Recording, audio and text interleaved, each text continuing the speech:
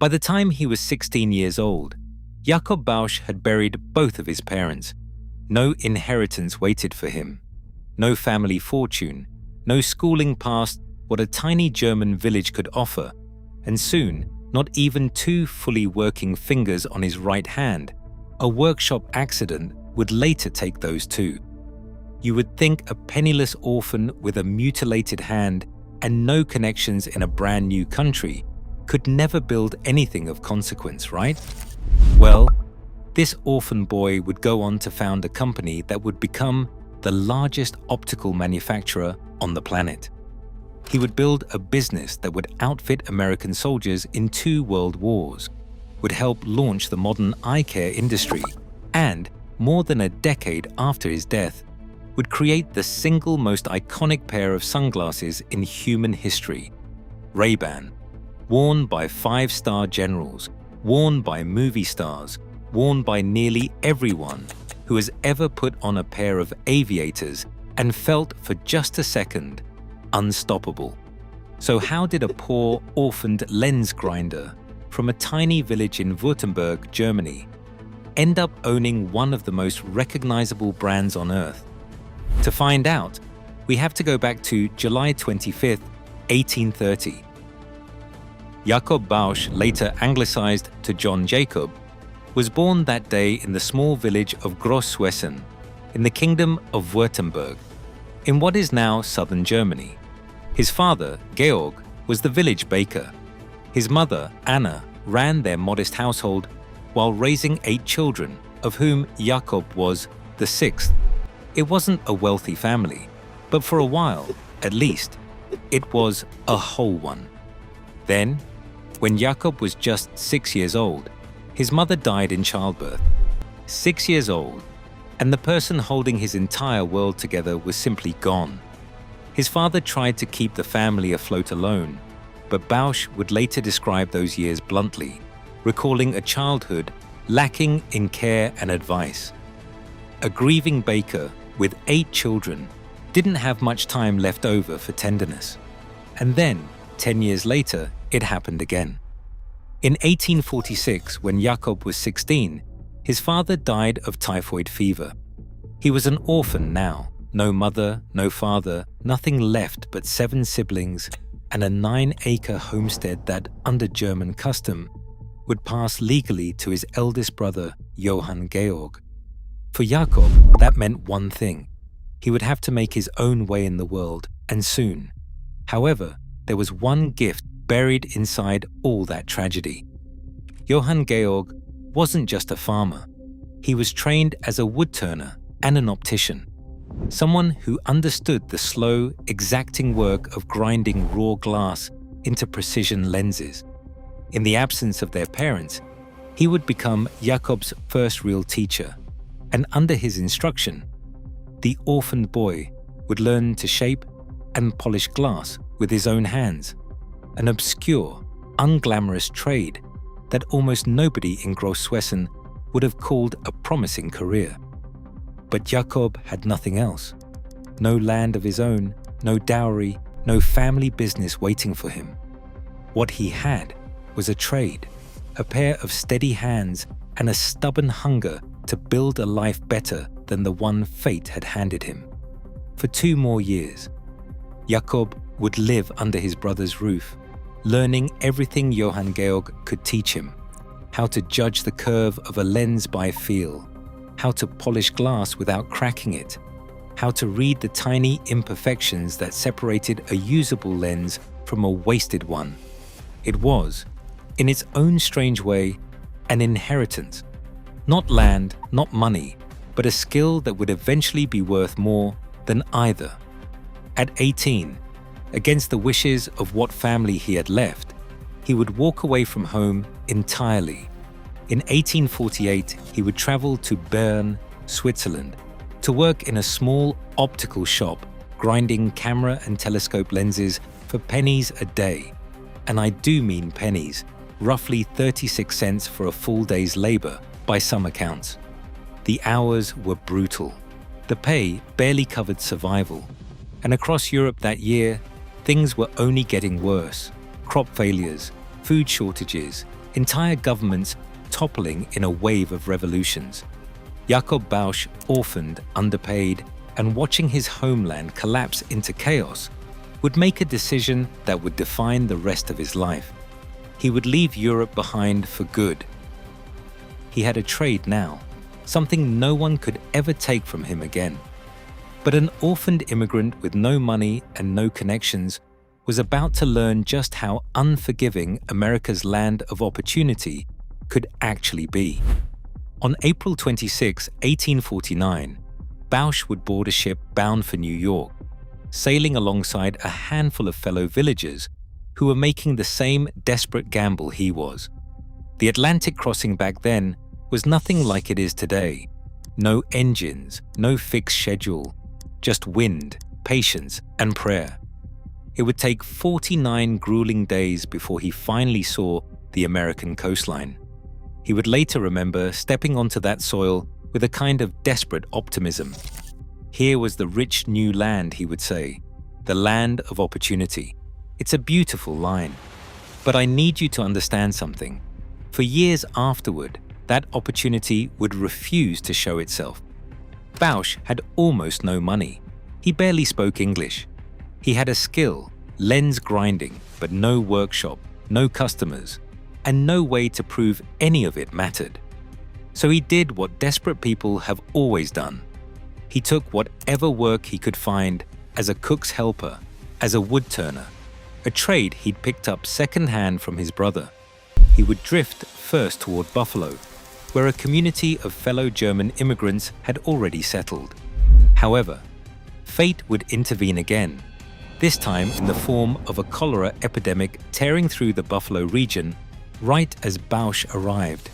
Spooked, he would redirect himself to a smaller, quieter city about 70 miles east, Rochester, New York. He would arrive there in 1850 with borrowed money, no job waiting, and no plan beyond simple survival. For 3 more years, Bausch would scrape by as a woodturner, earning meager wages and saving whatever he could.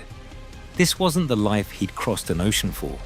He hadn't traded one kind of poverty for a different flavor of the same thing. But he never let go of the one thing that made him different from every other broke immigrant in Rochester: his training in optics.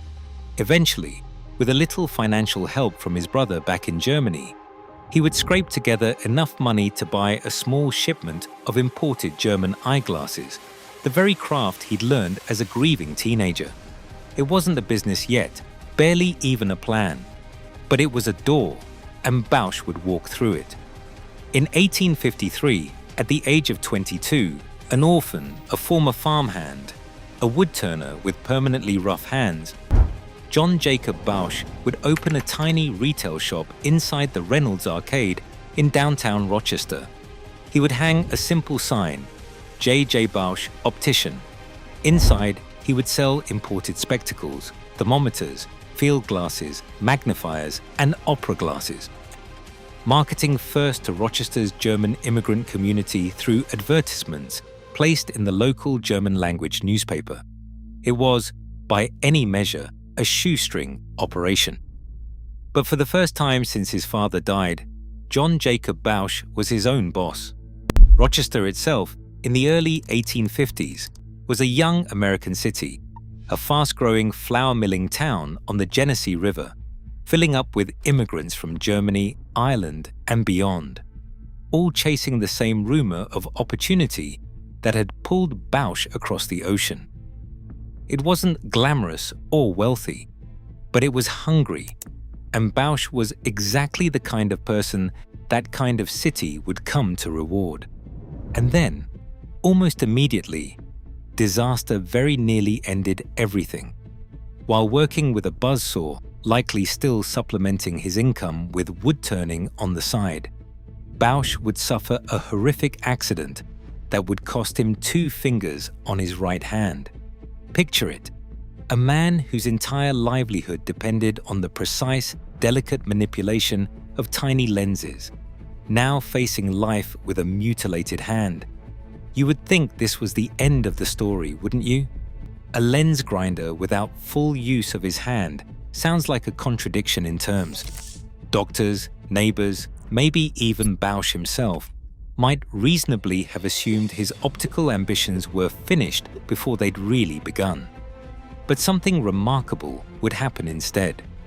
Rochester's local German gymnastics club, a tight-knit immigrant support network, would step in and help him through his recovery, both financially and physically.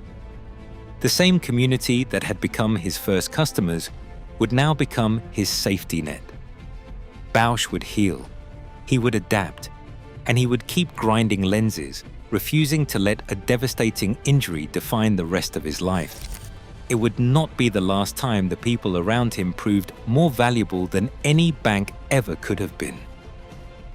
Around this same time, Bausch would find himself in need of a roommate to split expenses, and he would find one in a fellow German immigrant named Henry Lomb, a cabinet maker by trade, born Heinrich Lomb in 1828 in the German state of Hesse, who had crossed the Atlantic the very same year as Bausch in 1849.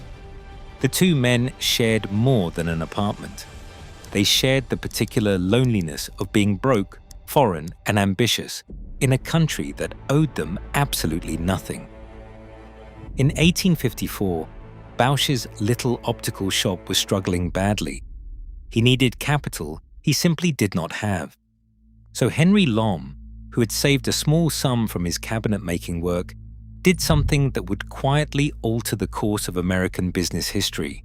He loaned his roommate $60. Not a fortune, not even close to real startup capital by today's standards, but it was enough to keep the shop's doors open one more season.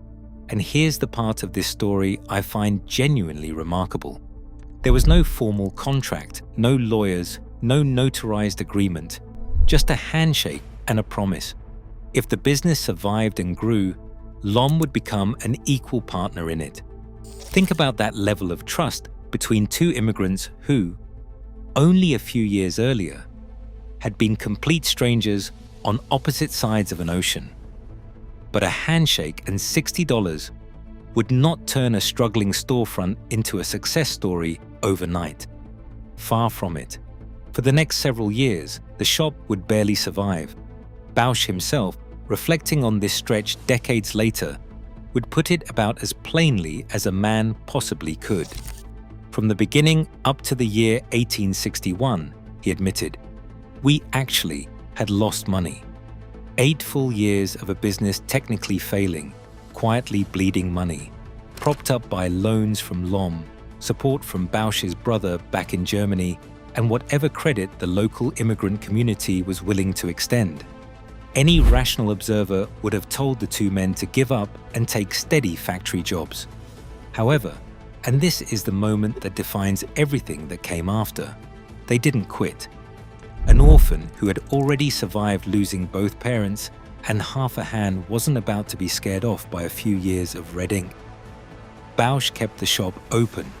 Lomb kept believing in it, even while serving his adopted country in uniform, rising from sergeant to captain with the 13th New York Volunteer Infantry before being discharged in May of 1863 and returning to Rochester to rejoin his partner full-time.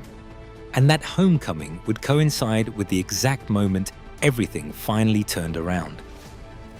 The Civil War had thrown the American economy into chaos, but chaos, it turns out, creates opportunity for whoever is paying close enough attention. Wartime blockades would drive up the price of imported materials, gold and European horn, the traditional materials used for eyeglass frames, to levels most working Americans could no longer afford.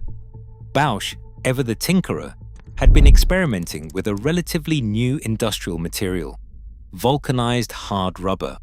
Where gold and horn were expensive and fragile, vulcanite was cheap, durable, and could be molded into precise shapes.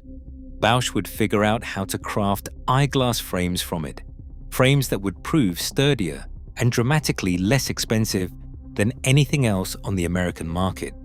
It was, in hindsight, an almost perfect solution to an almost perfect crisis. Americans still needed to see, They just couldn't afford gold frames anymore. And Bausch had built exactly what they needed, at exactly the right moment. Sales would finally, truly take off. In honor of the promise made years earlier over 60 borrowed dollars, the partners would rename their company. In 1864, it would officially become Bausch & Lomb, Opticians. And by 1866, the growing firm would open a dedicated sales office in New York City to keep pace with rising demand. The Orphan from Gross-Swessen and the cabinet maker from Hesse had done something that, a decade earlier, would have seemed flatly impossible. They had built a real company. But Bausch & Lomb had no intention of stopping at eyeglass frames. Over the following decades, the company transformed itself piece by piece into a full-blown industrial powerhouse. Microscopes in 1876, with optical engineer Ernst Gundlach designing precision scientific instruments. Photographic camera lenses in 1883, just as American photography began to boom. Full prescription spectacle lenses in-house by 1889, ending reliance on imports. And binoculars added to the catalog in 1893. This was all happening in Rochester, New York, a city becoming one of America's most important manufacturing hubs, home to another ambitious company you've almost certainly heard of, Eastman Kodak. Bausch & Lomb didn't just survive alongside Kodak's meteoric rise, they thrived because of it, supplying precision lenses for the booming American camera industry taking shape right in their own backyard.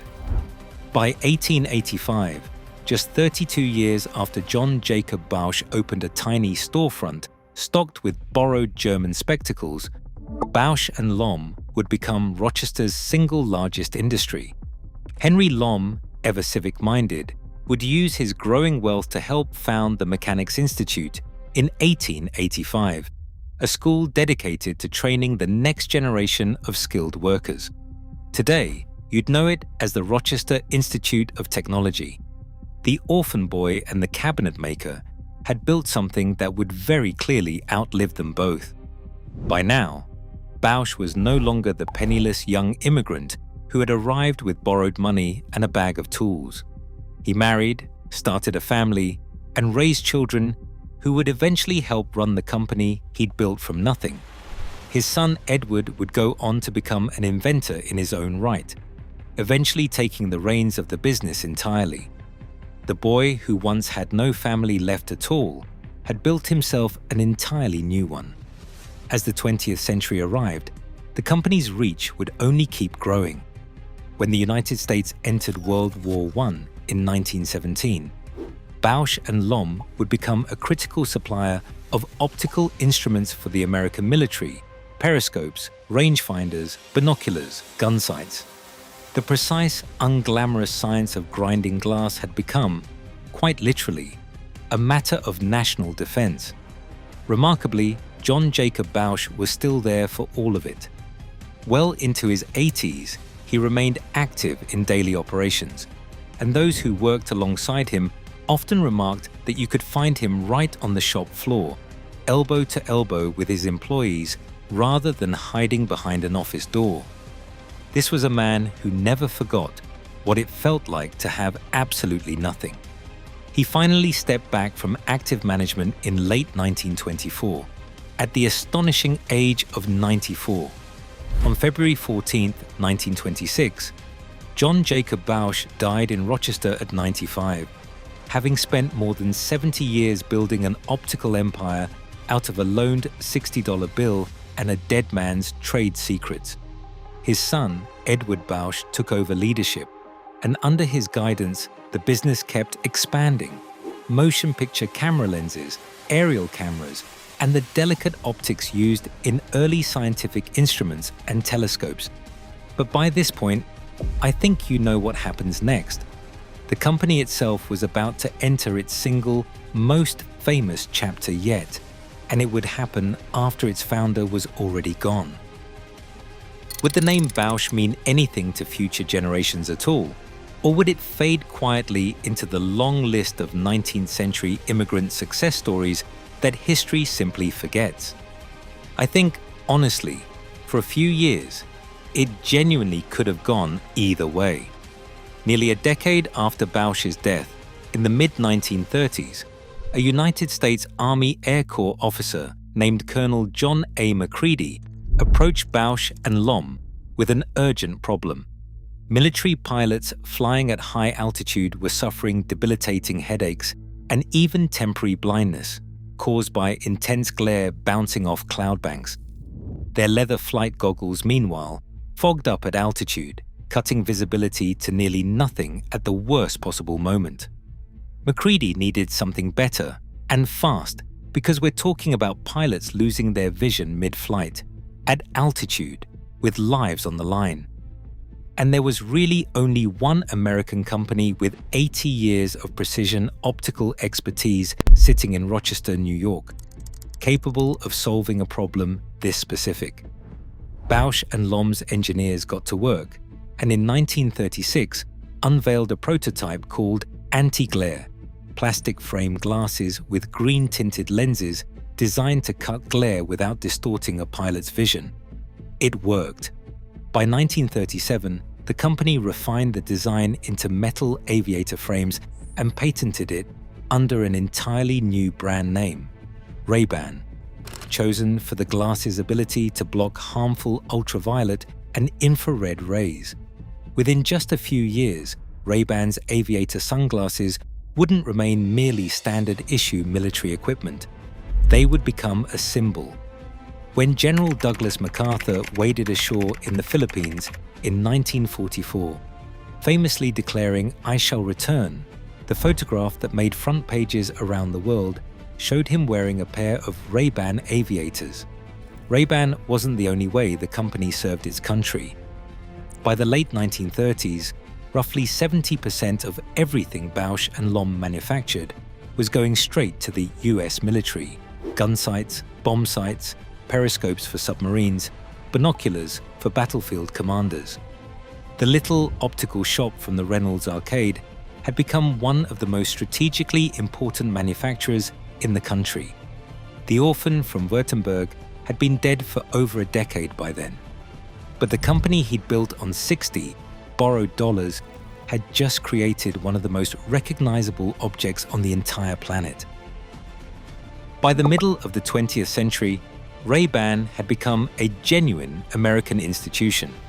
In 1952, the company introduced a new plastic-framed model called the Wayfarer, later worn by cultural icons like James Dean and eventually President John F. Kennedy, photographed again and again in a pair while sailing off Massachusetts.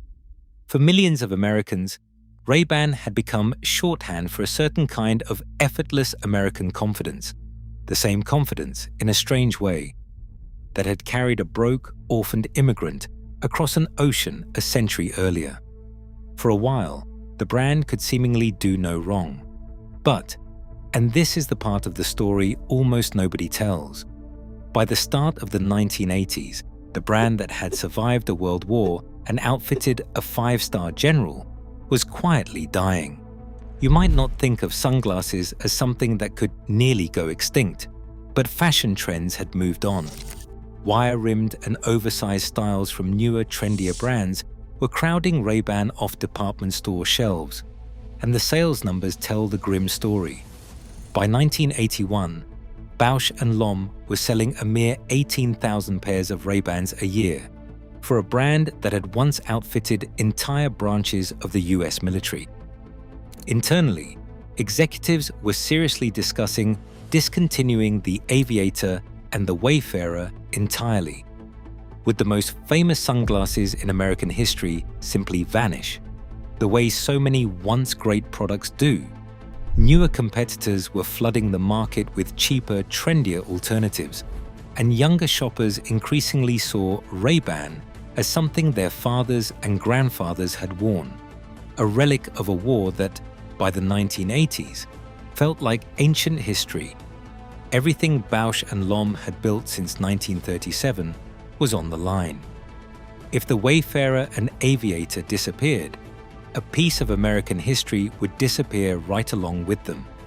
Executives faced a defining choice: quietly discontinue two of their oldest, most storied product lines, or gamble the marketing budget on something completely unproven.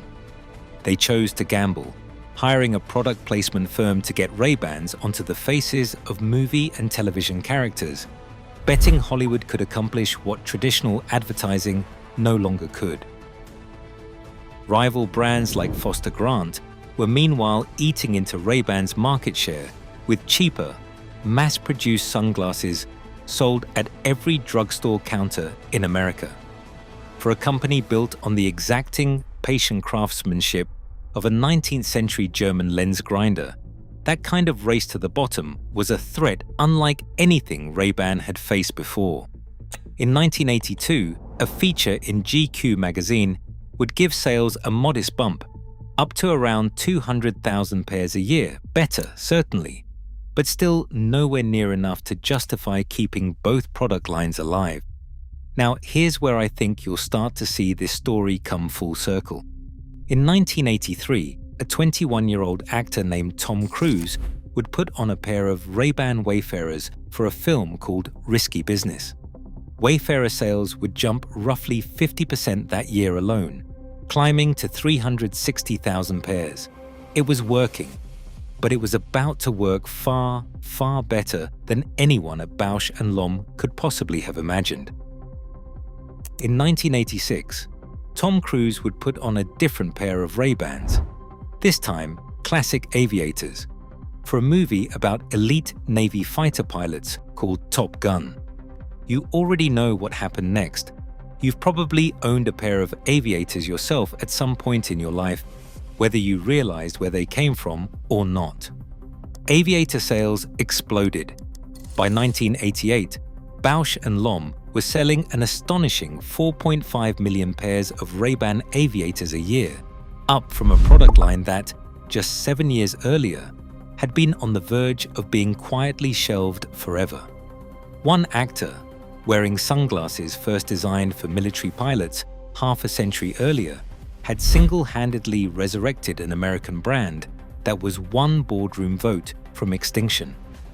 By the turn of the millennium, Ray-Ban wasn't just alive again, it was arguably more valuable than it had ever been.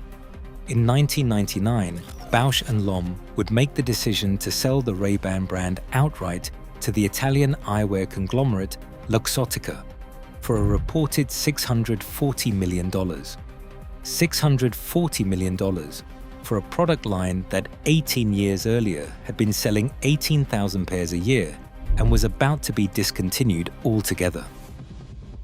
I want you to sit with that number for a second, because it's the entire story of this company condensed into a single transaction, of what an orphaned immigrant with nothing could eventually leave behind. A business that began with 2 broke German immigrants and 60 borrowed dollars had grown into something so valuable that a single one of its product lines could sell for hundreds of millions of dollars.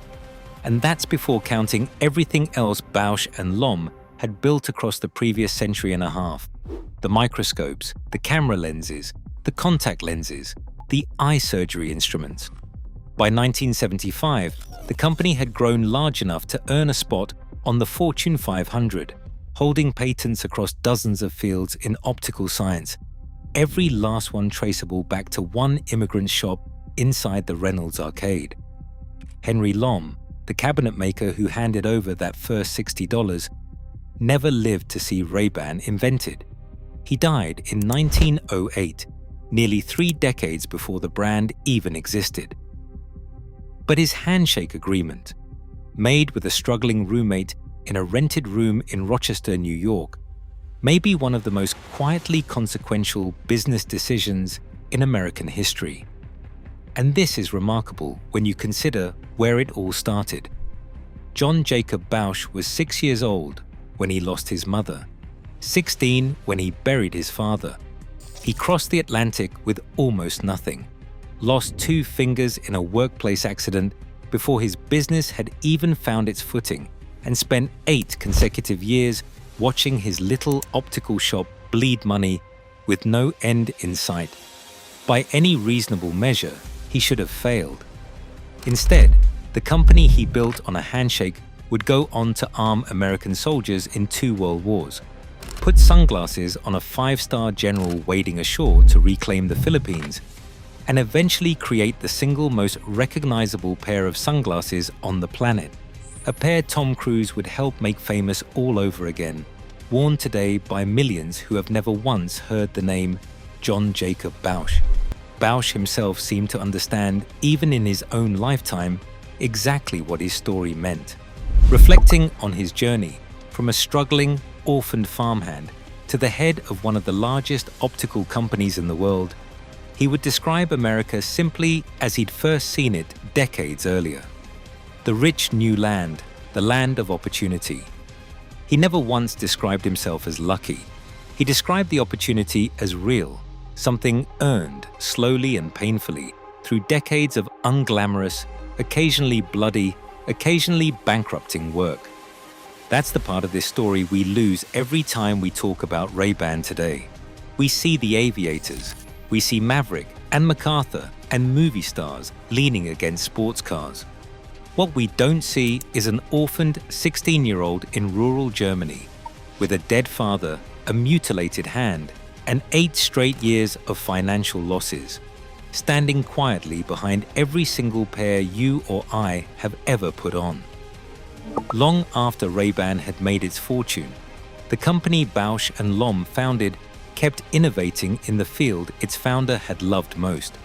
In 1971, it introduced one of the first commercially successful soft contact lenses in the world, a product that would change daily life for tens of millions of people who had never considered contacts a realistic option before.